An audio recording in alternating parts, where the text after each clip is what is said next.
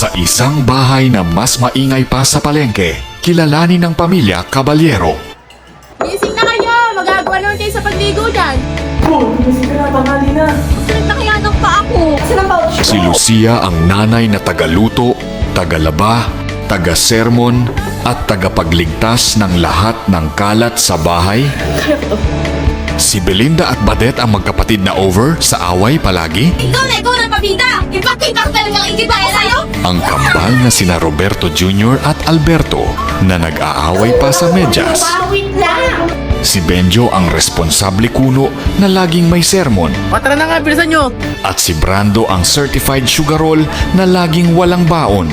At syempre, si Roberto na may special guest.